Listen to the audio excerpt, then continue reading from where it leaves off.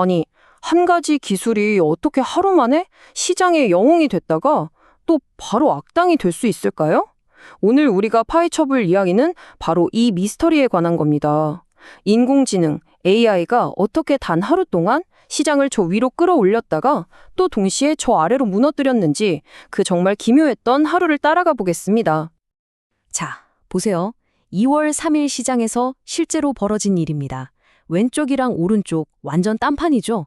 한쪽에서는 AI 덕분에 기술주가 날아간다고 환호성을 질렀는데 다른 한쪽에선 바로 그 AI 때문에 소프트웨어 산업 전체가 휘청거렸다는 겁니다. 아니, 어떻게 이럴 수가 있죠?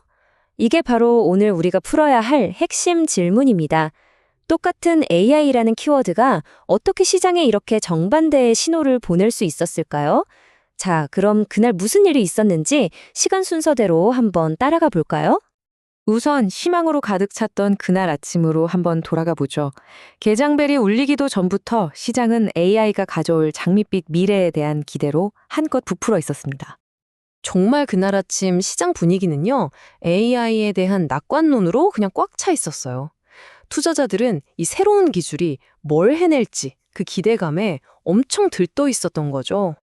이게 그냥 제 얘기가 아니고요. 실제로 LPL 파이낸셜 같은 곳의 시장 보고서를 보면 AI 열풍이라는 단어를 쓰면서 시장이 아주 긍정적일 거라고 예측하고 있잖아요. 이게 바로 그날 아침의 지배적인 분위기였습니다. 자, 그리고 이건 아주 구체적인 예시입니다. 데이터 분석 AI 기업인 팔란티어, 여기 보이시죠? 예상을 훨씬 뛰어넘는 매출 전망을 발표하면서 개장 전부터 주가가 무려 10% 이상이나 급등했습니다. 그러니까 시장은 이런 AI 관련 기업들의 성공 스토리에 완전히 열광하고 있었던 거죠. 하지만 이 장밋빛 같던 분위기가 오후 들어서 완전히 정말 180도 바뀝니다. 마치 잘 나가던 영화에 갑자기 예상치 못한 반전이 나오는 것처럼요. 단 하나의 발표가 시장 전체의 분위기를 순식간에 공포로 바꿔버렸습니다. 그 촉매제가 뭐였냐면 바로 엔트로픽이라는 AI 스타트업이 새로운 업무 자동화 도구를 공개하는 거였어요. 아니 근데 AI 회사가 새로운 기술 발표한 게 뭐 그리 대수라고 이렇게까지 시장이 흔들렸을까요? 그 이유를 알려면요. 바로 이 개념을 알아야 합니다. 사용자 기반 과금. 이게 뭐냐면 대부분의 소프트웨어 회사들이 돈을 버는 방식인데요. 되게 간단해요. 어떤 회사에서 직원 한 명을 더 뽑으면 그 직원 자리, 즉 시트 하나에 대한 라이센스 비용을 더 내는 거예요. 그러니까 직원 수가 늘어나는 게 곧 매출 성장으로 이어지는 아주 확실한 공식이었던 거죠. 그런데 엔트로픽의 기술이 바로 이 공식을 완전히 박살내버린 겁니다. 자, 이 흐름을 한번 보세요. 너무나 논리적이에요. 먼저 AI가 사람의 일을 대신하죠. 그럼 어떻게 될까요? 그렇죠. 기업은 더 적은 직원으로도 회사를 돌릴 수 있게 됩니다. 그럼 직원 수가 줄어드니까 당연히 소프트웨어 구독도 줄어들겠죠? 결국 이 소프트웨어 회사들의 매출이 꽉 막히거나 오히려 떨어질 수 있다는 이 엄청난 공포감이 시장을 확 덮친 겁니다. 시장은 이 현상에다가 AI 디플레이션이라는 아주 무서운 이름을 붙였습니다. 아니, 원래 기술은 가치를 만들어내야 하잖아요? 근데 이건 오히려 관련 산업 전체를 파괴할 수도 있다는 그런 역설적인 상황인 거죠. 그리고 그 공포는 그냥 상상으로 끝나지 않았습니다. 바로 현실이 됐죠. 이 표 좀 보세요. 톰슨 로이터 같은 데이터 소프트웨어 서비스 기업들 주가가 그냥 순식간에 10% 가까이 폭락해버렸습니다. AI 디플레이션 공포가 실제 돈의 흐름으로 증명된 순간이었어요. 자, 그럼 이야기는 여기서 끝일까요? 그냥 기술주가 폭락하고 끝?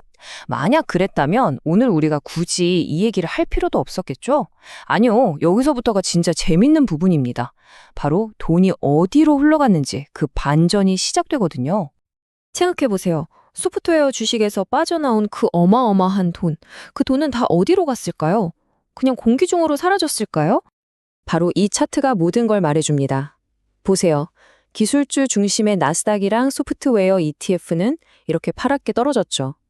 근데 진짜 놀라운 건 경제 전반을 보여주는 소형주 지수, 러셀 2000은 오히려 빨갛게 올랐다는 겁니다. 이게 바로 핵심 단서예요. 맞습니다. 이건 시장 붕괴가 아니었어요. 돈이 이동한 거였습니다. 투자자들이 뭘 한 거냐면요. AI 때문에 위험해진 소프트웨어 주식은 던져버리고 그 돈으로 오히려 AI 덕분에 생산성이 올라가서 혜택을 볼 것 같은 다른 산업들, 예를 들면 산업재나 중소기업 같은 실물 경제에 돈을 넣은 거죠. 시장에서는 이걸 거대한 순환매, 즉 Great Rotation이라고 부릅니다. 자, 그럼 정리해 봅시다. 아침에는 환호했다가 오후에는 공포에 떨었던 이 정신없는 하루. 이 하루가 우리에게 알려주는 더 큰 그림은 대체 뭘까요? 이날 하루는요, 그냥 하루짜기 해프닝이 아니에요. 앞으로 AI가 산업 지형도를 어떻게 완전히 새로 그릴지에 대한 아주 중요한 예고편 같은 거였습니다. 똑같은 AI라는 기술이 누군가에게는 정말 엄청난 기회가 되지만 다른 누군가에게는 생존을 위협하는 존재가 될 수 있다는 걸 아주 똑똑히 보여준 거죠. 그렇다면 이 AI 시대에 살아남기 위한 새로운 규칙은 뭘까요?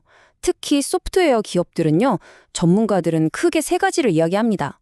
첫째, 이제 더 이상 사람 머릿수로 돈 받으면 안 된다는 거예요. 대신 AI가 처리한 업무량이나 성과에 따라 돈을 받는 모델로 바꿔야 한다는 거죠. 둘째, AI가 절대 따라할 수 없는 자기만의 무기, 그러니까 독점 데이터나 강력한 규제 같은 경제적 해자를 파야 합니다.